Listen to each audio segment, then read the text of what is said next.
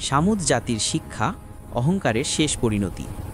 হজরত সালেহ আলাইহিসসালাম ছিলেন সামুদ জাতির নবী। তারা ছিল অত্যন্ত শক্তিশালী, ধনবান এবং শিল্প স্থাপত্যে দক্ষ। পাহাড় কেটে তারা ঘর বানাতো, উঁচু প্রাসাদ তৈরি করত। তাদের অহংকার এত বেশি ছিল যে তারা বলতো, আমাদের ধ্বংস করার মতো শক্তি কার আছে? হজরত সালেহ আলাইহিসসালামের দাওয়াত। আল্লাহ তাদের কাছে সালেহ আলাইহিসসালামকে পাঠালেন।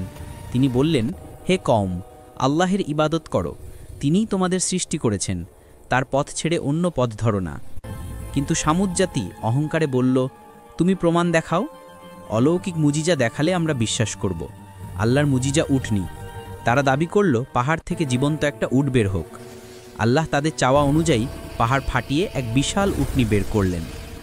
সালেহ আলাইহিসসালাম বললেন, এই উটনি হলো আল্লাহর পক্ষ থেকে একটি নিদর্শন, তাকে কষ্ট দেবে না, তার পানির দিন আলাদা, কারো হস্তক্ষেপ চলবে না।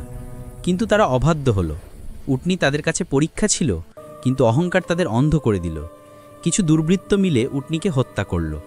সালেহ আলাইহিসসালাম বললেন, তোমরা 3 দিন সময় পাচ্ছ, আল্লাহর আযাব এসে যাবে। আযাবের আগমন। 3 দিন পরে আকাশ থেকে ভয়ঙ্কর শব্দ সয়হা নেমে এলো। পৃথিবী কেঁপে উঠল, তাদের রং বদলে গেল। এক মুহূর্তে শক্তিশালী সামুদ জাতি ধ্বংস হয়ে গেল।